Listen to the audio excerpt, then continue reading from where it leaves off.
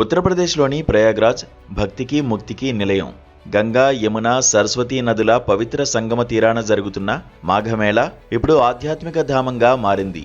వేల సంఖ్యలో సాధువులు, లక్షలాది మంది భక్తులతో ఈ ప్రాంతం కిక్కిరిసిపోతోంది. అయితే ఈ మేళాలో పెద్ద ఎత్తున బాబాలు, సాధువులు వస్తున్నారు. ఇందులో భాగంగానే హఠయోగి శంకరపురి మహారాజ్ చేస్తున్న కఠోర దీక్ష అందరినీ ఆశ్చర్యపరుస్తోంది. ఆయన చేస్తున్నది సామాన్యమైన తపస్సు కాదు. 7 ఏళ్లుగా అలుపు విరామం లేకుండా నిలబడే ఉన్నారు.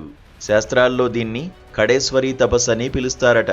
ఈ దృశ్యాన్ని చూస్తున్న భక్తులు ఆయన పట్టుదలకు ఫిదా అవుతున్నారు.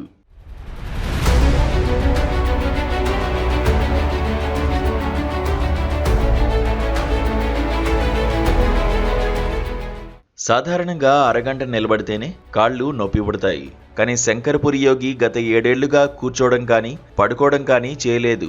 నిద్ర వస్తే ఆయన ముందున్న ఒక కర్రకు కట్టిన చిన్న ఊయల్లో చేతులు వేసి ఆనుకుని విశ్రాంతి తీసుకుంటారు.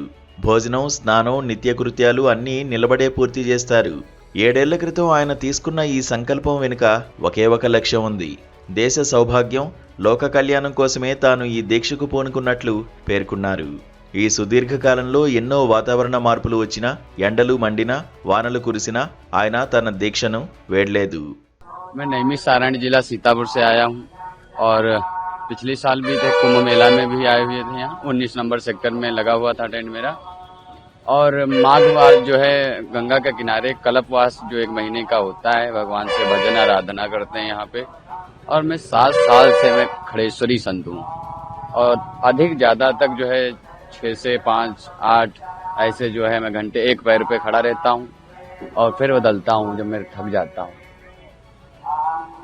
दिनचर्या है भगवान का भजन कर रहा हूँ। कामी क्रोधी लालची इनसे भक्ति ना होए, भक्ति करे कोई सूर्यमा जाति वर्ण कुल कोई। तो जन कल्याण करने के लिए हम संत हैं और कर रहे हैं। पक्षियों के पिए घटे न सरता नीर, पर मारत के कारण साधुंधरा शरीर। तो संत जीवन है, भजन हो रहा है और जन कल्याण करने के लिए संत हैं।